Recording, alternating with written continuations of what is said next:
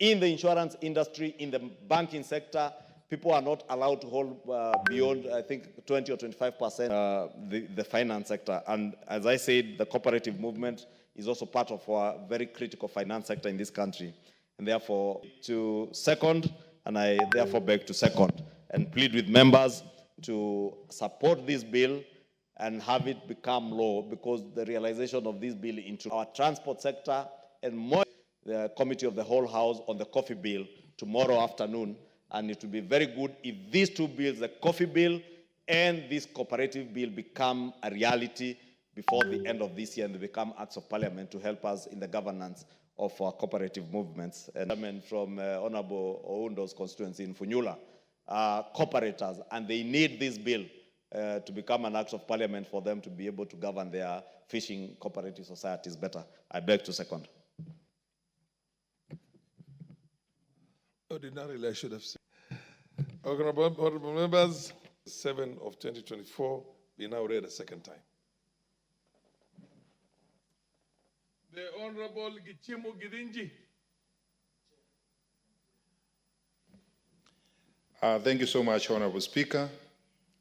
Let me say that I'm one of the members of the Trade, Industry and Cooperatives Committee who have really worked very, very hard to bring this bill to this level. Actually, it's one of the biggest, or actually the most volume, and 3 detailed schedules.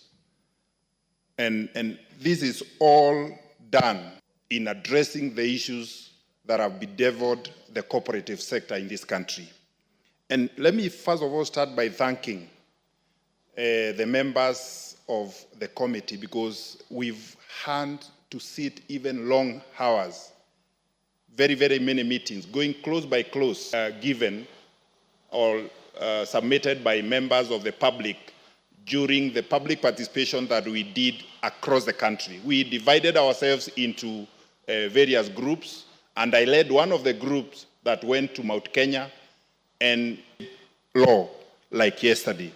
And I also thank the team from the ministry led by P.S. Kelemi, and of course the CS who also came in, also joined, and they used even to attend our meetings during the consideration of this, this bill. And that shows the commitment that this government has given into addressing the issues of cooperators in this country.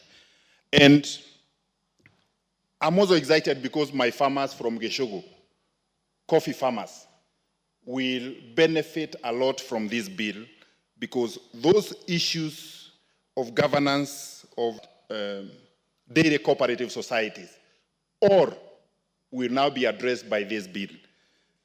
And Honorable Speaker, now going into the meat, that's the supremacy of the members of the cooperatives during the general meeting as the supreme authority of a cooperative in making decisions. And it also addresses, cooperatives will be a thing of the past once we pass this, because this bill requires that there must be a registered office whereby members can access their books of accounts. They can be able to access all the details pertaining a cooperative society. It's a very, very progressive matter.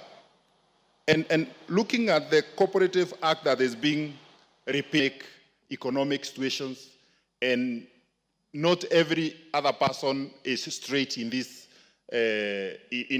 Proper books require cooperative societies to employ professionals to be able to run their affairs as CEOs, and books of accounts. The law that we are making also demands that they should be audited annually, according to, again, international standards. Some have been taken like individual or personal cooperative societies. And this bill requires that any decision by a cooperative society to take any loan must be approved by the Treasury without even consulting the membership or even giving out loans to people that might not even be members of the cooperative society, or even taking any amount of the loans, especially the leadership of these cooperative societies. And that makes most of the cooperative societies to collapse. And also, we, as a committee, we also looked at the issue of the tribunal, which is also, will also support us, that this tribunal should be, the membership should be increased to 9, so that this tribunal can have a quorum of 3 and can split into 3 and move across the country and address all the issues that have been, the issues or the issues that, or the cases that may come across and in a very effective and a very fast manner, so that cooperators will not be waiting for their cases, and some of the cases are very small. So we want to make it as easy as possible for the disputes that will arise out of in the cooperative movement to be sorted very easily. And in this case, we have proposed that the chairman should be deputized by 2 deputies, so that a chair can head one quorum, another deputy can head another one, and the other one can head another, because there is a requirement that both the chair and the deputy should be lawyers. Whole for the House to agree with us and support.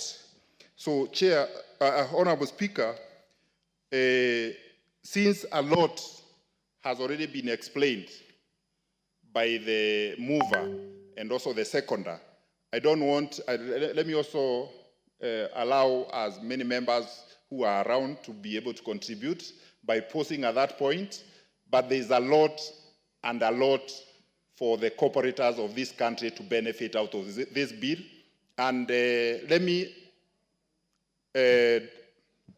defray or say that this House has been committed about this bill. There have been outbursts out there that the House, the leadership, and the government is not committed to sort out all the issues of the cooperators in this country, and we will do it for the benefit of our people and for the progress of the cooperative movement in this country.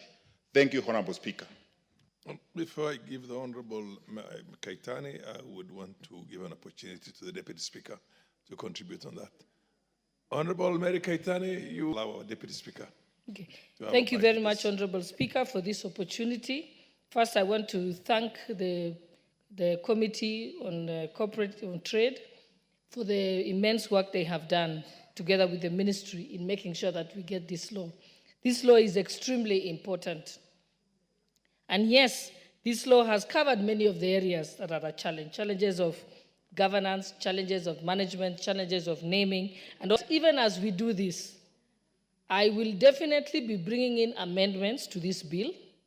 Some of the amendments will be to undertake a complete vetting of all the county commissioners of cooperatives across the country and all the ministry staff that have been dealing with cooperatives. Because as we talk about the problem we have had before, where there was mismanagement of cooperatives, there was lack of transparency, there was loss of public money, it could not have been possible without the collusion of those crooks in the cooperative sector. If they were colluding with the ministry officials. And this is a fact. So even if we change the law and we don't change those corrupt officials in the Ministry of Cooperatives, nothing is going to change.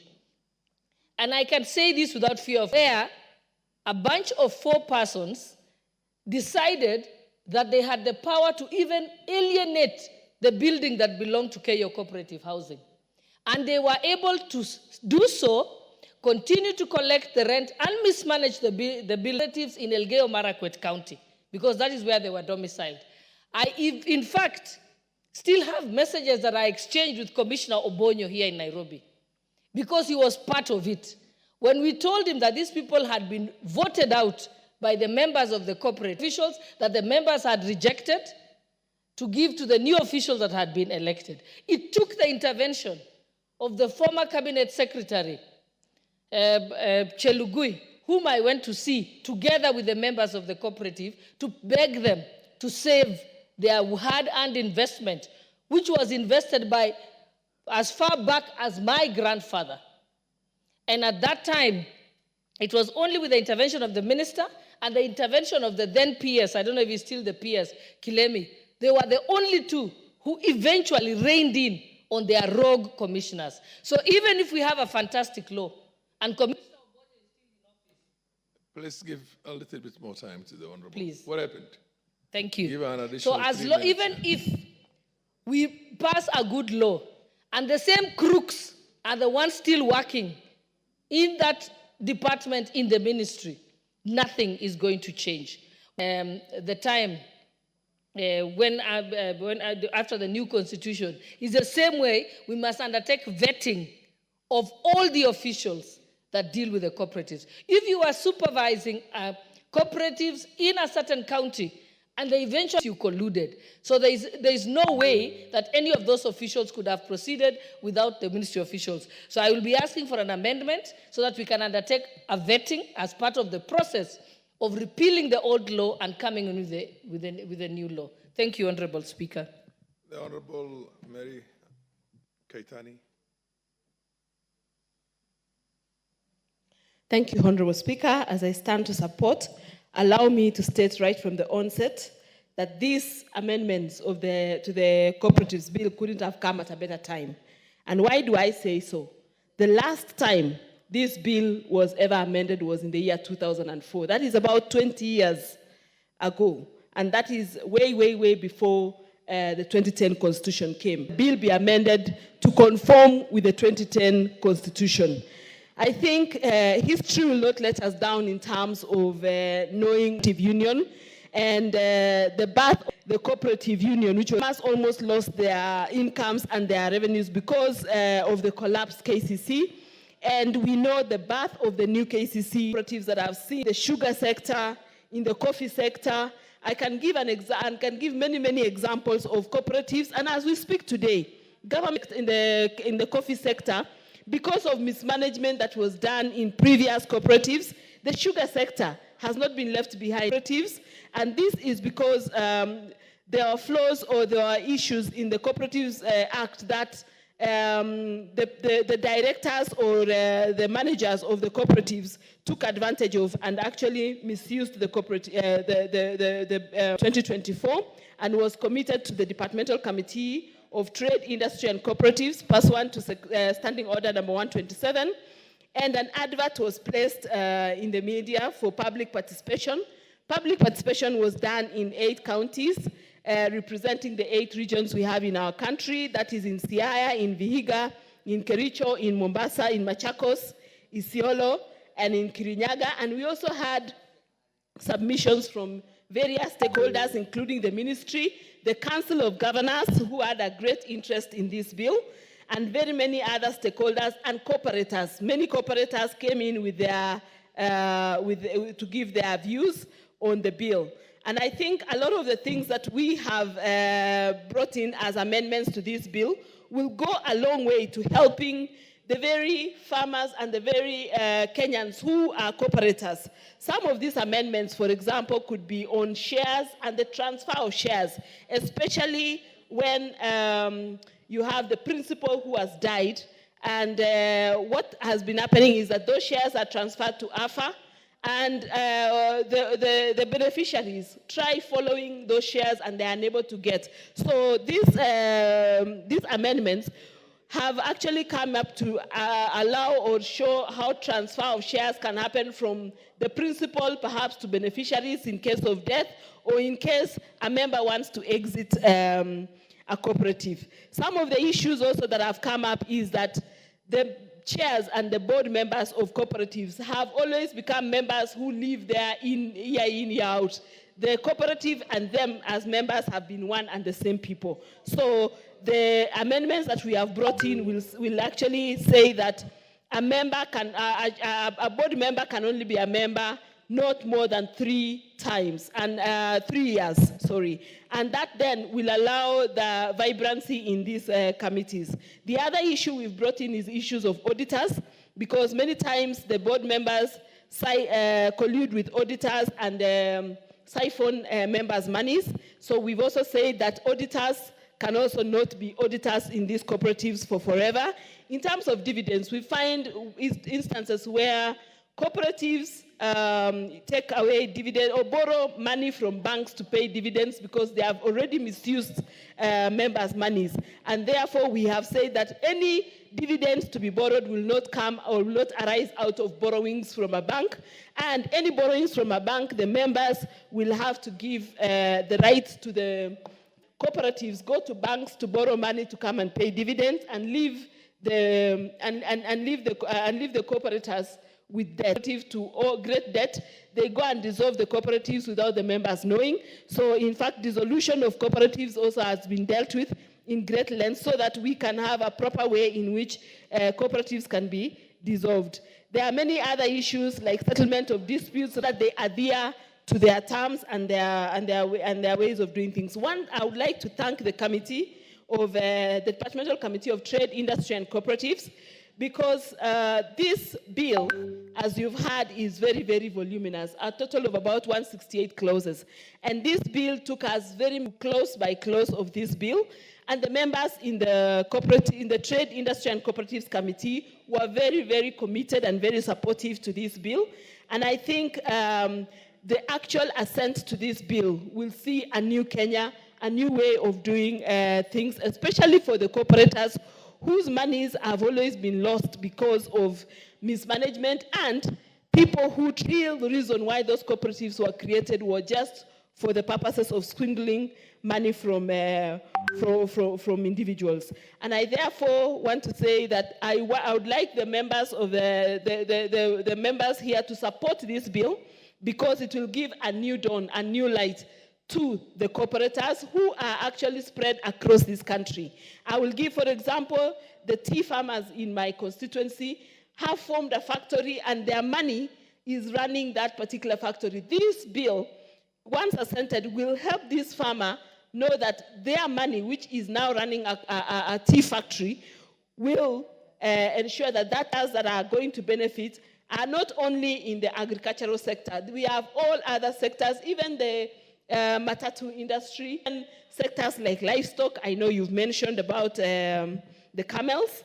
I think that would be a sector as well. All sectors, basically, because if we look at how farmers or how Kenyans are putting their earnings nowadays, they do them through cooperatives because they believe in teamwork, because they believe in putting resources together. Because this bill is sponsored by government, it couldn't have come at a better time when government needs to secure and make these Kenyans who are cooperators feel secure with the hard-earned savings and incomes that they get. I thank you, Mr. Speaker. I support. Honorable Wilberforce Oundo. Thank you, Honorable Speaker. Let me also go on record. I'm a member of the Committee of Trade, Industry and Cooperatives, and I've had the pleasure to process the bill up to where it is today. Honorable Speaker, today we are here to stand in support of the cooperative bill of 2024. Is as old as this country. And the process that leads to this particular bill, Honorable Speaker, started in the 12th year, thought about it, and indeed walked through the journey. Honorable Speaker, we started by passing the National Cooperatives Policy that laid the frame 14. So, Honorable Speaker, this now gives you the importance of starting from the very bottom. It will identify legislative gaps that we have to address as we are doing here today. Honorable Speaker, we passed the new constitution in 2010. In the act had to be renewed or amended, revised to meet the emerging issues. Honorable Speaker, with the new technology, we truly have to amend the particular act. Honorable Speaker, and I want to tell the members of my colleagues who are 4 pillars. One is voluntary membership, democratic processes, and probably equal state equality in terms of decision making. And of course, many of us who are here have mobilized resources for personal development to resolve emergencies through the cooperative movement. And it's therefore important that we continuously strengthen the governance structure of the cooperative movement. Again, for record purposes, so that we draw this distinction very clear, and for purpose of the public, a SACCO, whether deposit taking or whatever SACCO you call it, is primarily a cooperative society. It has to start as a cooperative society. And that's why this particular act says, whenever there is any conflict between this primary act and the SASRA act, then we need to review and make sure we align. So we need to make it very clear to all members, you are first primarily a cooperator before you become a SACCO member. Honorable Speaker, my colleagues have gotten through.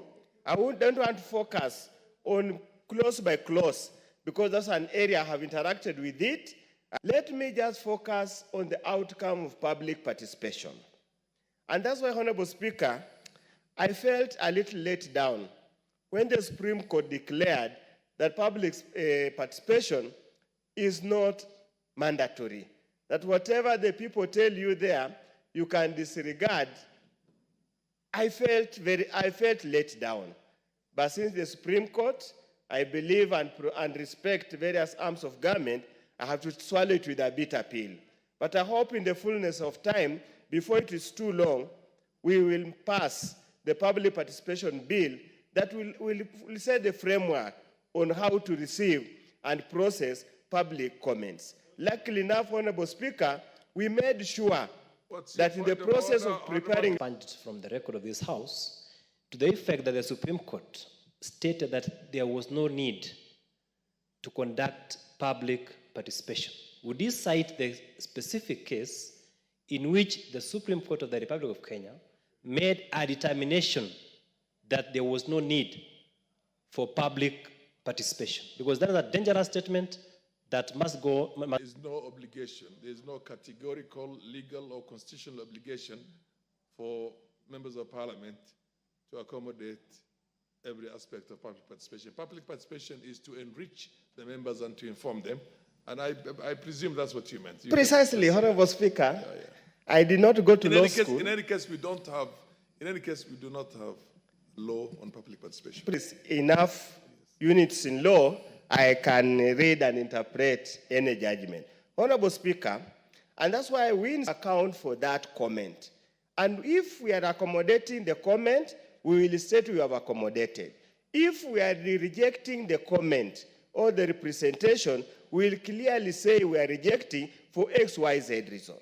For the abundance of caution, because by then, what was in the prevailing was the decision by the Court of Appeal in respect of Finance Bill 2023. And for purposes of my good friend, I'm referring to the Supreme Court ruling in respect of Finance Bill of 2023. Honorable Speaker, there are four things that came out very clear. And the members of public were categorical. They applied their mind on it. Three things. One, registration. Who registers a cooperative society? That became a very robustly debated and canvassed issue.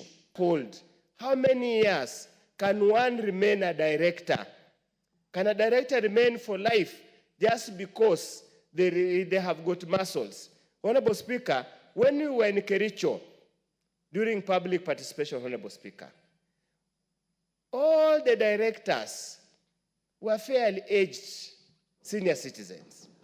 When we asked one of the young ladies, she said where she comes from, their society traditions or culture cannot allow her to go and contest against an elder. So the elders will have to remain members, directors forever. So the government. So it became a contentious issue. I do not want to speak on what the committee has proposed. When an employer deducts your money and does not remit, your employer deducts your money and delays to remit your deduction. what remedy, what recourse does a cooperator have in respect of this matter? What if you expected your shares to have increased, or your deposits have increased? You go to apply for a loan. You are told you're expecting your employers to be remitting for the last 1 year. You think of 60,000 or 100,000 deposit. You are told the last time in your deposit can only warrant you 20,000, yet you have an emergency that requires 50,000. So, Honorable Speaker, that became a very contentious issue. Honorable Speaker, the issue of supervision. Who supervises? Who takes remedial action whenever there is a problem? Honorable Speaker, of course, after all that public participation, there was a residual matter that remained, was professionalizing the sector. As at the moment, we have no professional body. So how do we professionalize the sector? And that's why we said, let's deal with what we have now. As we move forward, we'll deal with the rest. So, Honorable Speaker, I support and I beseech my colleagues, let's support this bill. Let's canvass the committee. The Honorable Lady MP for Suba North. Mr. Speaker, I rise to support this bill, and in supporting, I want to thank the committee for coming up with a very comprehensive bill. Mr. Speaker, cooperatives are very helpful, and they provide a necessary economic boost, especially for micro, small, and medium-sized businesses. Mr. Speaker, these are areas that if we... And Mr. Speaker, in areas, for instance, such as fishing, the fishing industry, it has actually been helpful. A lot of the fisher folk are fairly poor or indigent, and without pulling together in cooperatives, they may not be able to realize much.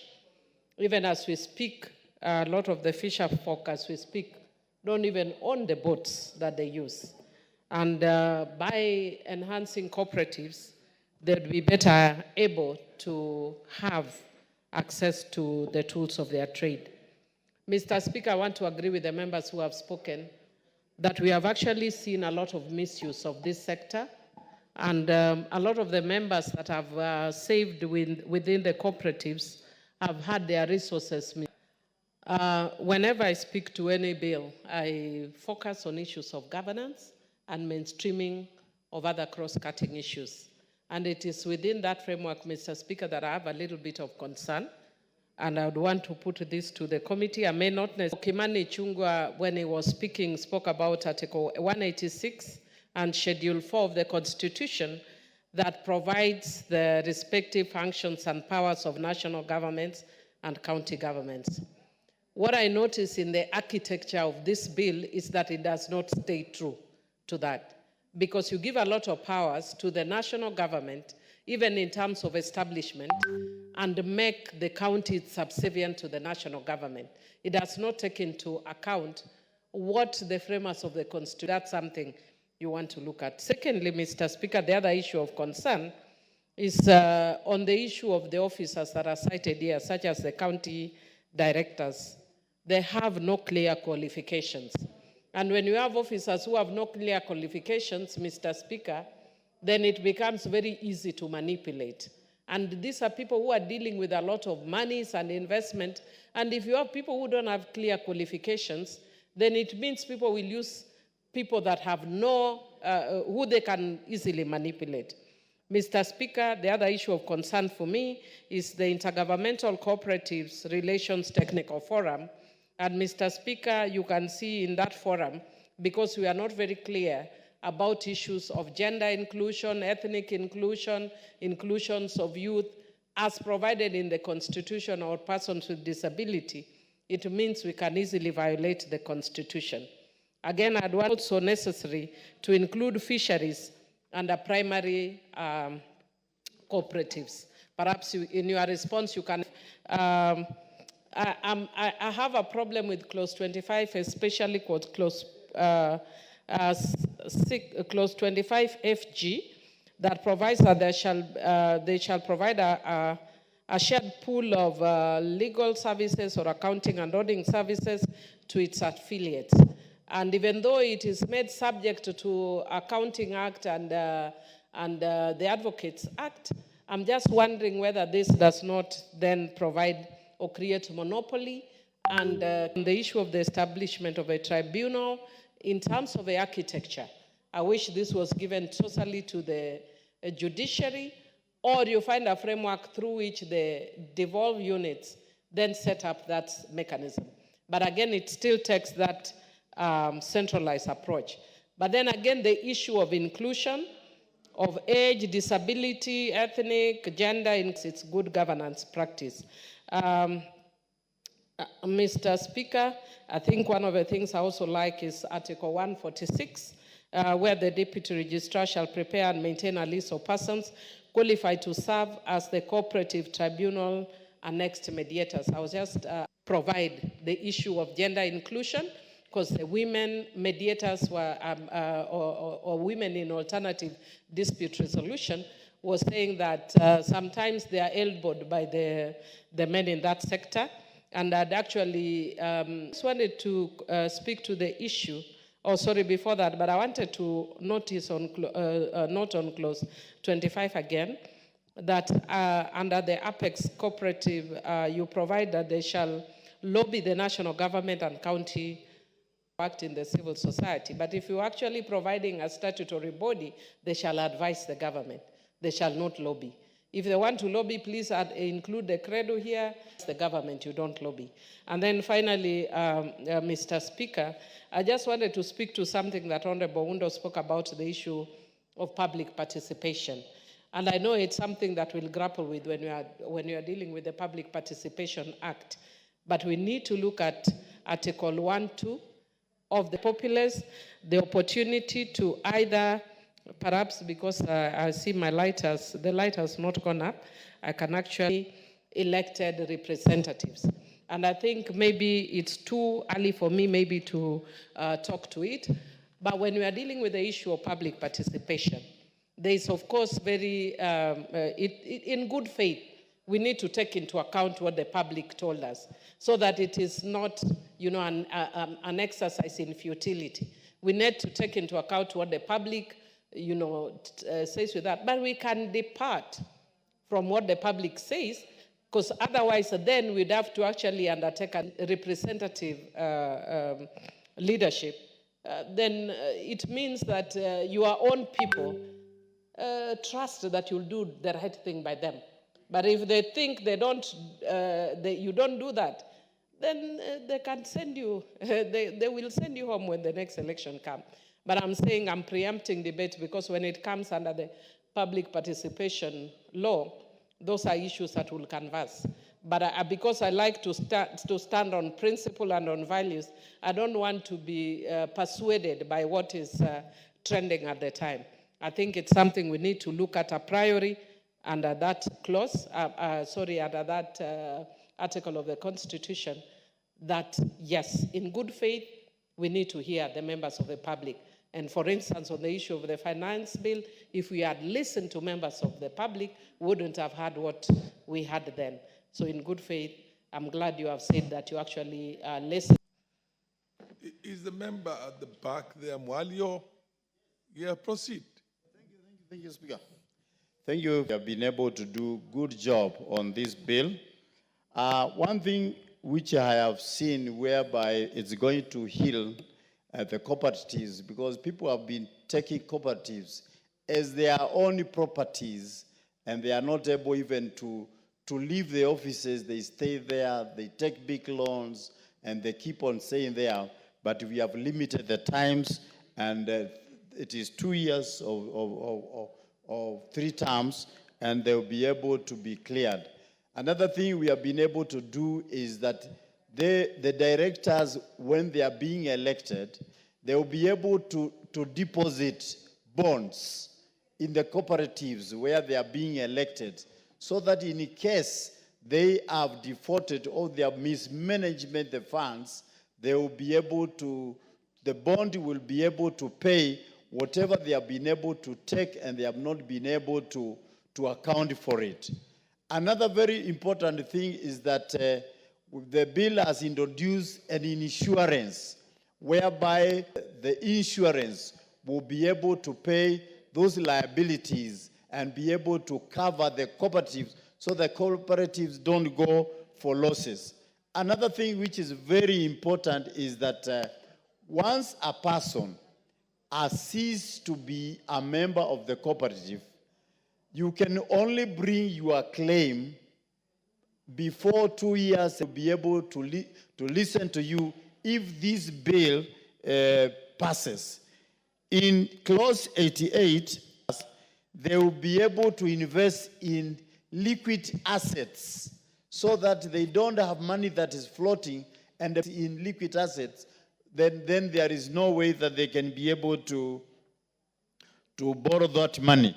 Another thing, even that mandate by the general meeting and also by the board, not for the board to sit and say we are paying dividends of 10 shillings of meeting, an AGM in the general meeting. So those are very good, those are good measures that this bill will be able to curtail the people that have been misusing the cooperatives. And you know, these cooperatives are the small savings that people have been saving for their small incomes in the villages, for their small incomes in the farms, for their small incomes in whatever they sell in their areas. So I think this bill will cure so many things that have been going around misusing the cooperatives, directors taking money, not paying, people taking money, running away with it.